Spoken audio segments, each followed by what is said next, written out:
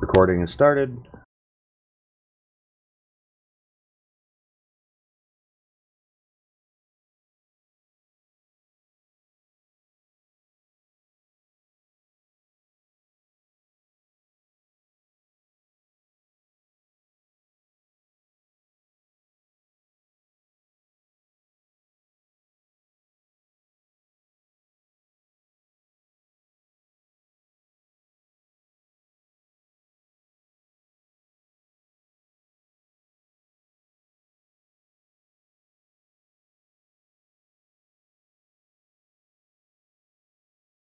And it's posted. So anyway, this is the Poalcast, episode 3, and we're going to talk about the feminization of men in the West. I'm here, Boobs, and Aragorn's here as well, and here we go. Fantastic. Let's dive into it. All right, so referencing this study that we both, I think, have pulled up, I just out of the gate, I want to mention the household income thing. Hold on a sec, just to cut you off. For anyone that's listening, the name of this study is A Population Level Decline in Serum Testosterone Levels in American Men. Thank you for doing that. I should have done it, but right out of the gate, I'm the thing I'd like to look at, or at least point out, is that testosterone level across almost every time period that this study looks at is in some way tied to income, which that to me that's crazy. Are you looking at Table 1? Yes. I'm kind of confused because this is saying the people who are making less than 40,000 have the first T1 is 546, and then both other income groups are less than that. Yeah, I actually misread it the first time I looked at it. But if you look at it, in it does vary with income with across all three time periods that they list here. But it does kind of change. Like if you look at Group 2, T2, it's it's lower. Yeah, I see. And then it continues in T3. The people who make less than 40,000 are at 122. People who make between 40 and 79, they're at 153. And people making greater than 80 are at 199. Yeah, and and another interesting part of that is currently employed. In 1987 to 1989, it's at 1,032, whereas you look at the next group, it's at 565. I mean, that's a huge change. That's kind of incredible. Then it halves again from 97 to, or from 95 to 97, from 2002 to 2004. It drops from 565 to 257. I mean, I don't know what the factors are. I'm sure the invention or the widespread adoption of birth control, the pill, has something to do with it, because I mean that did introduce a huge amount of chemical estrogen into the environment that wasn't there before. Sure. Then another interesting thing we saw was that cigarette smoking raises testosterone, and I think Boobs has a study that confirms this. I do. Cigarette smoking has a positive and independent effect on testosterone levels. I haven't actually looked at the study, but I do have the full text here. Or I thought I did. Was that more or less the conclusion, though? Yeah, that was the conclusion, which I find that really interesting, considering why, why would nicotine, or maybe it's not nicotine, maybe it's something else in them. I don't know, but I still find it interesting. Yeah, I'm not too sure either. I'm looking at body mass index. It has increased from T1 to T2 to T3. Not hugely, but still enough. Well, more from T2 to T3. It's, Yeah, yep. you know, well, which, another factor there, which, because, cigarette smoking has significantly declined in recent years. Um, that is an appetite suppressant. So it does, so that it makes sense. People would eat more. For sure. I'm looking at sedentary activity levels. I'm not sure what it's measured in. It's at the bottom. It, yeah, I'm not sure exactly what that's measuring. Um, Maybe the amount of activity is going down, but that number isn't really defined there. Yeah, all right. We'll just hop over that, I suppose. Let's look at self-assessed general health. That's a good, yeah, let's do that. I find if you like self-assessed general health is definitely on the decline, which why would it, I mean, especially with all the body positivity stuff, that doesn't make a ton of sense to me. So you mean pretending like you're healthy even though you're not doesn't work? Uh, I mean, pretending like you're healthy even though you're not. Apparently, people aren't really pretending because it's self-assessed, and it's significantly down. It's less than half. Oh, okay. I just figured something out because I'm kind of dumb. So, okay. So at self-assessed general health, the 417, 475, 316, 120, those are the number of individuals. That's not any like measure of testosterone or anything. Yeah, it's the number of people, but like in 1987 to 1989, you have 417 people, you know, that considered themselves to be in excellent health. Then in 1995 to 97, you have 280, and then in 2002 to 2004, you have 127. Well, in 2002 to 2004, at least if my memory is accurate, you had that the body positivity movement was in full swing. So that would suggest to me that people are saying they think they're healthy in public, but when they're reporting it to a medical professional, the story must be different. Very interesting. It could be. It could be. Maybe it's a mental thing. If you don't think your health is good, maybe your body just kind of responds and your testosterone drops.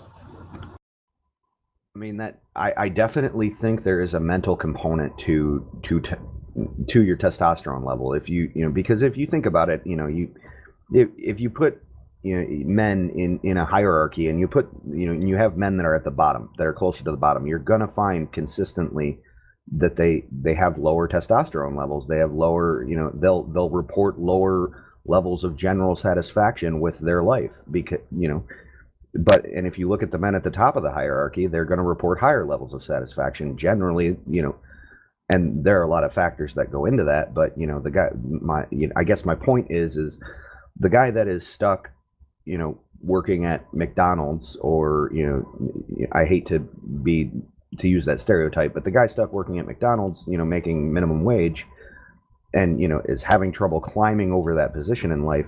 He's not going to be as happy as the guy running a Fortune 500 company in general. I mean, obviously there will be exceptions, but in general, I think that probably holds true. That's an interesting point. Yeah, I'm not sure what to make of that. That's something to think about. I mean, like, if I think the happiest, I mean, studies have shown pretty consistently, happiness peaks at about 70 grand a year, or maybe it was 77. But anyway, it's around that number. So if you have a guy who's got a skill, he's learned a skilled trade. Maybe he's an electrician, or maybe he's an IT guy, or maybe I mean, he's making a good wage. He's probably used that good wage to start a family. That guy is probably he's probably happier than the guy who even without the family component, that guy is, he's got money to go out and buy the stuff he wants. So that guy's probably going to report higher levels of life satisfaction, and he's probably in better health because he's not sitting on his butt all the time. I mean, there's a lot of factors there. Right, right. I'm looking at prescription medications, and before we even talk about this, this is the same group of people being followed for X amount of years, so it makes sense that their medication use would rise as time goes on. But the people on zero medications between 87 and 89 is 38% of the sample size. Then that drops to 22% in 95 to 97. Then from this to 2002 to 2004, nobody is on zero medications. Well, that's insane. I mean, like, yeah, that's insane to me. Like, I wonder if that's zero medications, like prescription medicate. Oh yeah, it is prescription medications. Well, still, I guess I wonder if that includes things like prescription allergy pills, or something that would be a non-narcotic kind of a thing. Just from knowledge of reading other studies, it usually does. But yeah, I'm not a huge fan of just like taking like pills or whatever. If I have like a headache, I try to wait it out first, just because like that stuff is always being recalled, or all that crap. Well, like aspirin specifically, aspirin would never have been FDA approved if it had to go through like modern FDA standards. It has too many unknown side effects. Like they found out. I read a study a while ago where aspirin decreases the birth weight of male babies, and we had no idea about this until like people had been taking aspirin for 30 years or more. Right. That's crazy. So in general, I try to avoid pills, but because I'd be willing to bet that for most of them, we have no idea what the long-term consequences are going to be. Right.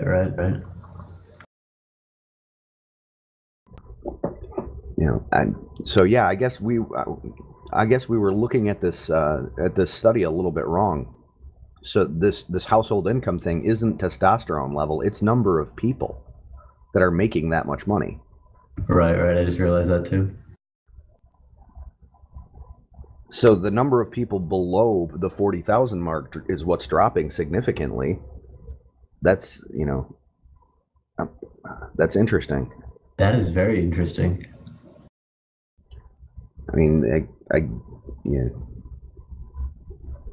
especially well, this was before 2008, so I that probably accounts for some of it.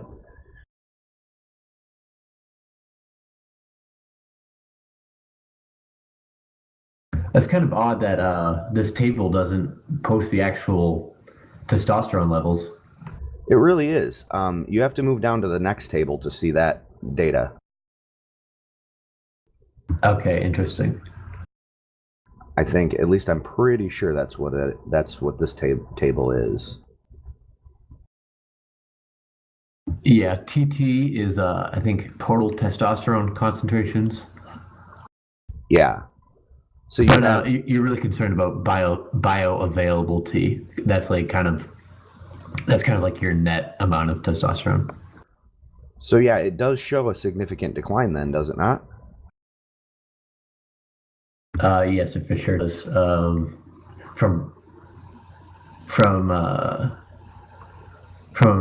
T1, it's at 237, and that falls to 130 at T3. So that's over the course of really about 20 years, maybe a little bit more. It's cut in half. I mean, that's more than 1% per year, isn't it? So from 237 to 130, that's about 100 points over what 13 plus 4 years is 17 years. So yeah, that's a lot. I mean, that's significant. I mean, that could, that could definitely be a contributing factor to the amount of to the amount of acceptance the general male population has for these kind of ideas that are what am I trying to say, you know the ideas that that are generally pushed by the left, or acceptance of endless migrants, no, I mean, an acceptance that there is no culture because men are, the more masculine men are, they tend to fall into leadership positions more easily. So no leaders, no culture. Right, right. And just so everyone's clear, this is um, this is this is men. This is different men being recorded. So it's not like we're recording the same man going from like age 45 to age 80. No, it's like three generations of men, and each one is having less testosterone than the previous group. Well, I mean, I think if you just measured the same men over a period of 20 years like that, I mean, the decline would make sense because it tends to as men age. But Right, right. so I would say that it being done the way that it was done is it makes the study valid. Yeah, and I think the purpose of that first table was just pointing out all the possible factors that could be contributing to it. Yeah, I agree, and I think that um, one stat that we didn't really touch on was the marital status. Like you've got single, never married in 1987 is at 8%, 108 people, and in 2002 to 2004 it is also still at 8%. But I mean that statistic really hasn't moved over time. Like percentage wise, it's pretty. I mean, it's pretty much it moves less. It moves 1 percentage point in every stat, in every group, and every stat, but it's still pretty damn consistent. So, would it be accurate to say that marital status does not affect testosterone? That is entirely. I mean, I would say that's a. I would say that looking at this data, that's a valid hypothesis, but I wouldn't accept it. I wouldn't accept that before I looked further into it because I would think at least anecdotal evidence suggests otherwise. Right, right. It's kind of just a theory until you put it to the test. I mean, the guy that's got, I don't know. I guess, just in my own head, I kind of have to believe, and maybe I'm biased, but the guy with a wife and kids and family and all that, I generally see that guy as a more manly man than the than the bachelor at 40 years old, still playing the field, going to clubs and that kind of thing. Right, right. I would agree with that, but can't say anything definitively. Just that would just be hypothesizing without any sort of proof. Yeah, that's purely me theorizing. Well, okay. Do you want to work with this anymore, or do you want to move on to the other things we had pulled up? Well, I mean, I would like to ask real quick, since I know, I know you have a pretty unique take on it, and it's, being that you are vegan, and I know that, there's arguments on both sides of the field about, that how that affects testosterone levels and everything. So if you wouldn't mind sharing your opinion on that, or, or maybe some of the facts that I'd love to hear them. Sure. One thing. I posted a link to polls, so I'm going to pull that up for you. Recently? Just so you know that I'm not misrepresenting this study at all. I think I can, I think I can be reasonably sure you're not BSing me.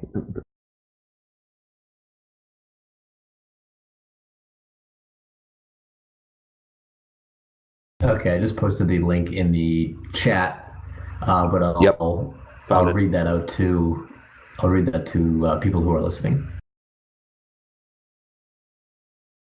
So this study is hormones and diet, low insulin-like growth factor 1, but normal bioavailable androgens in vegan men. So this study concluded that vegans had higher testosterone levels than vegetarians and meat eaters, but this was offset by higher sex hormone binding globulin, and there were no differences between diet groups in free testosterone, etc. Interesting, and I'm. It's interesting that they specifically pointed out vegetarians as well, because I mean, I would think the difference in diet between vegans and vegetarians wouldn't be really all that significant, would it? It depends. Like if you're eating a lot of like you can still call yourself vegetarian and eat like a lot of like eggs and crap like that. So But like, fat content wise, really, like, eggs are a lot of protein and a lot of fat. So you throw in, a couple avocados and and some peanut butter, and you've I would assume you're getting similar nutritional benefits, right? uh, eggs will have a lot more saturated fat, and animal products have cholesterol. No plant foods have cholesterol, and eggs have a shit ton of cholesterol. There's no cholesterol in any plant food. That's correct. Yep. I did not know that. Like, what about good cholesterol? Because I know there is a difference. HDL is what is considered the good cholesterol. That stands for high density lipoprotein. Um, it's actually being discovered that it's not really good. It's just kind of there. It's not. It doesn't like if you have high HDL, it's like great for you. Kind of. It doesn't mean you're healthy. But LDL, low density lipoprotein, is the one that is known as the bad cholesterol. Um, but yeah, our bodies produce all the cholesterol we need. We need cholesterol because like it's in all of our cells in the cell membranes. And so the vegan take on that is you can get 100% of what you need just from what your body produces. Exactly. Yep. This um, we don't produce any, or yeah, that was dumb.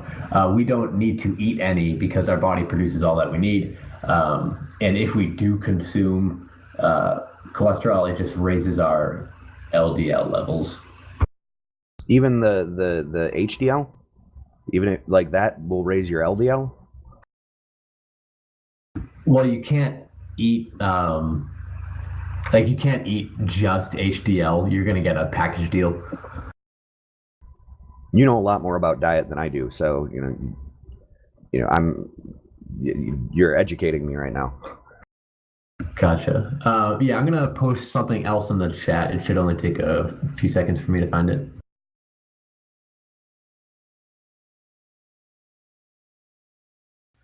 Gas the cogs. Welcome.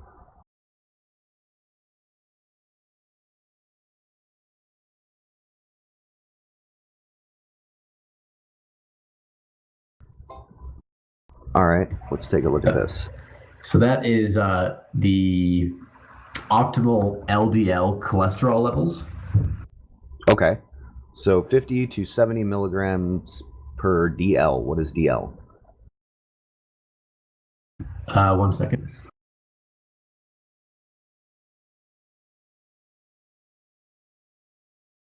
The current guidelines setting the target LDL at 100 to 115 milligrams per DL may lead to substantial undertreatment in high-risk individuals. Interesting.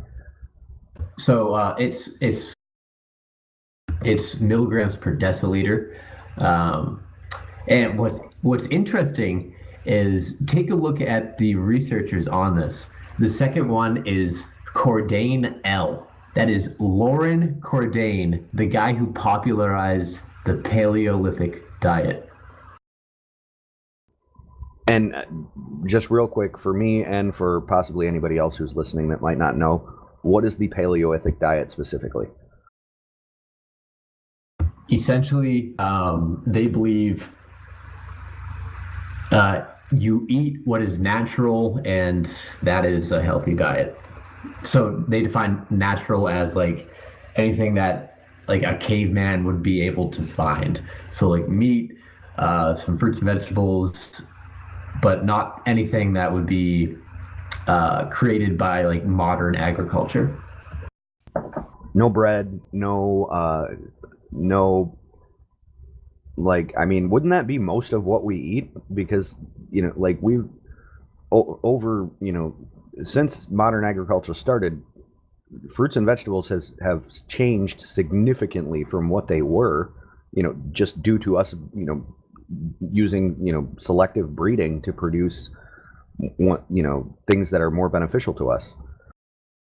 Right, right. So I'm not sure what their stance is on that because some of us have seen the posts like how watermelon has changed from X amount of years ago to today. It's like completely different. And another good one to look at is corn. Oh yeah, right, right. I mean, corn, like it didn't even used to look like it. It didn't look like it does today at all. No, or another good one, carrots. Carrots weren't even orange.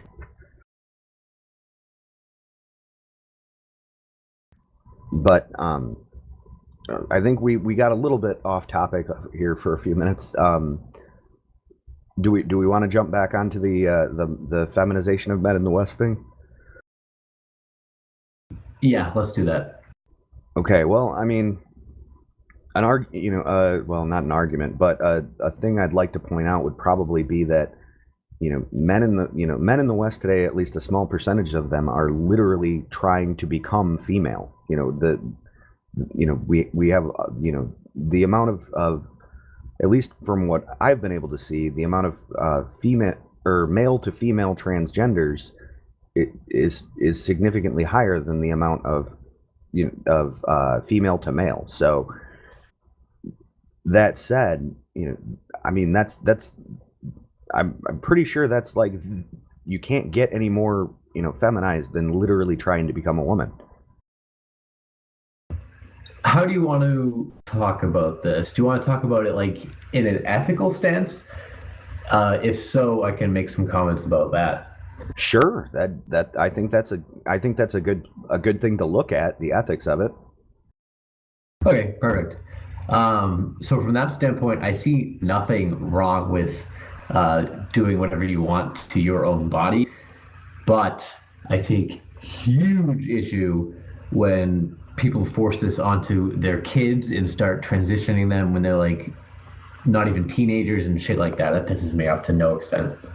Well, I think it's it's remarkably unethical to allow children I would say even children to make that decision for themselves. I mean, obviously it's nothing short of child abuse when it's forced on a child, before they can even begin to have a concept of what it is.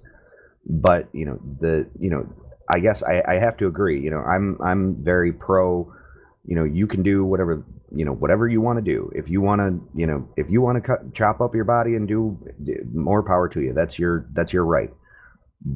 But again, but I still think there's potentially some ethical problems with allowing people to do that to themselves, because I mean, like we wouldn't let somebody, we as a society would not let somebody go and carve up their body with cuts and things like that just because they wanted to.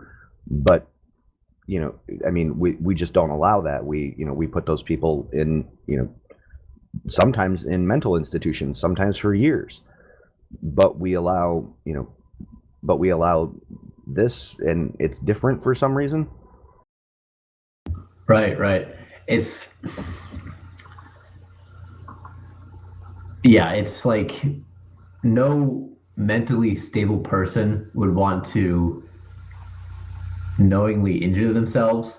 So it's something to think about. But boobs, I'm not sure if you knew this, but when the transitioning process starts, like when you start taking all these hormones, that fuck, what's the word? When you can't have children anymore, what's that called? It sterilizes you. It sterilizes you. So if you start taking all these hormones, you're completely sterilized. So that's what parents are doing to their kids if they decide to do that to them. Which, that, like, I mean, that's like, what kind of a mind fuck is that? Because how are, like, if you like, the point of having kids is to continue on your family. It How are you going to intentionally just kill your any chance you have of continuing your genes? Like that, I mean, that's going against the ultimate instinct that we as human beings have. The instinct to, carry on our line, our reproduce. Right, but for the sake of social justice, we gotta be progressive, dude. Yeah, I think that right there, the the transitioning kids and sterilizing them before they're even close to adulthood, that right there is 100% proof that, at least in its current form, um, progressivism has reached a point where it's unsustainable, where it's going to kill itself off. That's the hope. Do you know the I don't want to say girl because the person is not a girl, but the person named Jazz from the TLC show. Oh, yeah, the one. Yeah, I know what you're talking about. They went to have the I think I know what you're talking about. Anyway, they went to have the gender reassignment surgery, but because they started the transitioning process so early, there's not enough tissue there to do it, right? Yep, that's exactly what I was gonna say. Because they started so early, the The parts. the parts didn't grow large enough, so they couldn't invert it to make a vagina. Yeah, that is nuts to me. Like that. Come on, like that right there tells you your ideology. Just, your plan here of, oh well, I'm gonna block puberty, and I'm gonna start on, these hormones, and then I'm gonna have, gender reassignment surgery. Well, it turns out that if you if you start those things that early, you just can't have the surgery. You can't ever do it because it's just not going to work. I mean, Right, right. don't get me wrong. Eventually, they're going to come up. I mean, if things continue the way they are, eventually they're going to come up with, oh well, you can, have, you can have stem cells, grow more tissue, and blah blah, and they'll do it. To mark my words, they will. But I mean, have you heard about CRISPR? I don't think so. I'm not even sure what that is. It's a gene editing technology that has been a real game changer. They're already using it in China to edit the genes of human embryos, and I believe they're only using it to cure diseases. But it's China. Who knows? Right, right. So there's a lot of potential.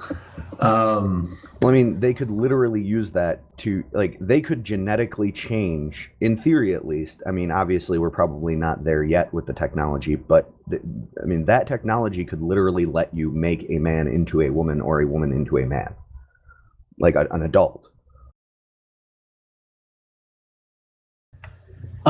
let's just define our terms a little bit. Like, you don't mean make a male into a female, right? Like not XY to XX. Yeah, that is literally what you could do with CRISPR. Damn, that's scary. Like you could take and you could, I mean, I mean, it's a gene splicing technology. It makes it very easy to target certain genes and remove them and replace them with a different sequence. So you could, in theory, and granted, I'm a layman, so I don't, I'm not a genetic engineer, but at least my understanding of the technology means, if it got to a certain point, you could literally take an adult male and, and swap out part of his, or add on to his Y chromosome, turn it into an X, and over a period of time, he would literally transition genders. That's insane. Super useful for things like, say, genetic diseases like, what's the one where you have the curved spine? Multiple sclerosis? Sure, you could literally just cure it, no problem. But you could also do other crazy shit like that with it. Right. Or that could have been scoliosis. I don't know. I get those two confused. Yeah. Someone in the chat says scoliosis. Yep, yeah. I don't remember what MS is. Something else, but I don't remember what it is. What we could talk about is suicide rates among transgenders. I mean, they're huge. They're I don't remember what the fact is, but I'm about to look it up. Yeah, so while he does that, I'm pretty sure it is the highest. Transgender people have the highest suicide rate out of any single group. But yeah, we should look for a citation on that before we just start spouting stuff. Yeah, I just found a study. Give me a second.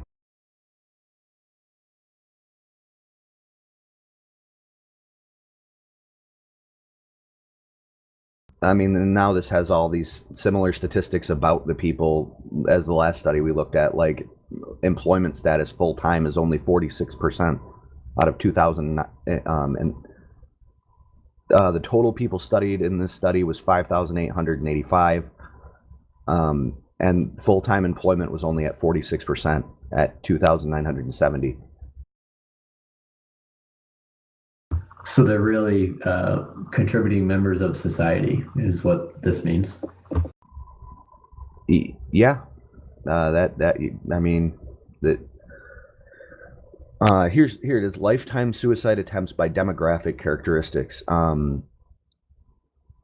It's interesting. 65 plus is only 16%, whereas 18 to 24 is 45%. Holy cow! There are transgender people older than 65 years old? Apparently, in this study, there were 18 of them. That's disturbing. I got nothing. Like, if you made it that far in life, I mean, why go through the effort? Yeah. But you said 45% for which demographic? 18 to 24, it is at 45%. 25 to 44 is also 45%. 45 to 55, it drops to 39%. 55 to 64, it drops to 33%. And 65 plus is, again, 16%, very low. This is suicide attempts or successful suicides? This is have attempted suicide. So this is the number of people that have attempted it at all out of the people in this study. Damn, that's crazy. And I wonder how that compares to other like demographics. Like I think the native populations have high suicide rates, if I remember correctly.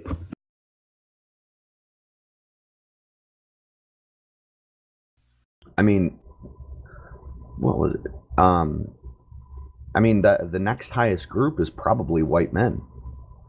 I mean, isn't it? I don't know. That's a bit of a reach, but it could be because I know it's high, but I know like natives have high suicide rates, and yeah, I think that's the one I'm thinking of. Native. What do you mean by native? Native. Like Native Americans, Indians. Suicide rates by ethnicity. Age-adjusted rate. White is at 16%. Credit. This is just. This isn't split up by gender. This is just by nationality. Next highest is American Indian at right around 14. So white Americans are at 16% have attempted suicide? Yep. Suicide attempts are at 16% of the white population has attempted. I don't even know what to say about that. That's terrible. Or, well, excuse me, it's not 16, it's 15.17. Okay, and what are the natives at? 13.37. Gotcha. Wow. So compare that to transgenders who in the similar age bracket are at 45%. I mean, that's more than double. I mean, that's more than double. It's triple. It's triple. 15 times 3. Yeah, you're right. It is. It's triple. It's so they're literally triple the rate of the next highest group, that, or at least the next highest group as far as I could find. That's insane. I mean, that's insane. Clearly, if nothing else, that is proof that something is not right. Something is not going right. If almost half of a group of people is consistently attempting to kill themselves, there is a problem there.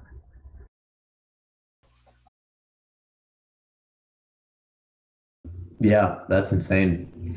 Perhaps next time we could look at maybe causes of why generally healthy people, so talk about white people are trying to kill themselves, what factors there are and what could be due to reduce that. I agree. That would be a good topic to explore. I mean, 15% seems too high to me. I would say 15% is. I mean, that I would say that's a high enough percentage that it represents a problem. It's especially when you look at for example, the African American rate is just it's 6.62, or no, it's 6.03%. It's 9% lower than. Why? How can we raise those numbers? You would say that. But I mean, that doesn't make a ton of sense to me. Why would there be a significant difference there? Especially considering, supposedly, according to the narrative, African Americans have it much worse than white Americans, right? I mean, that's the narrative pushed. Right. There's all your white privilege.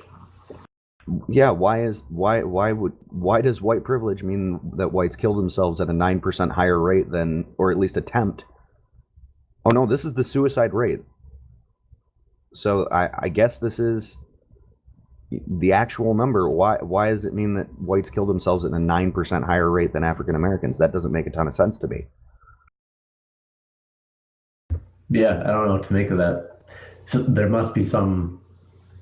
So obviously the question is, there must be some difference between the two groups that cause this 9% increase. Yeah, and that. I mean, I don't know. There's a deeper thing there. This is definitely a topic to dig into. Yeah. So Boobs, I'm not sure how you want to take this conversation. If you want to wrap up, if we can keep going, if you want. I mean, I think I think it's gotten dark enough. We've explored. We've gotten into. We're into the suicide, conversation. So I mean, it doesn't get a ton darker than that unless we want to jump back into cannibalism again. You guys did cannibalism without me? Yeah, we did that last. No, you were here. We did that last Sunday.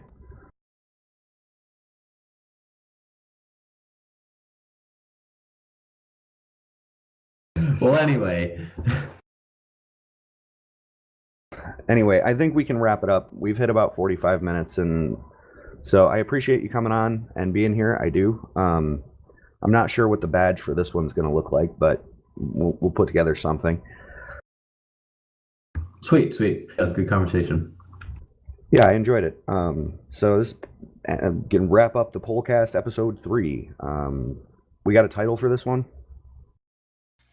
Did you record it? I did record it.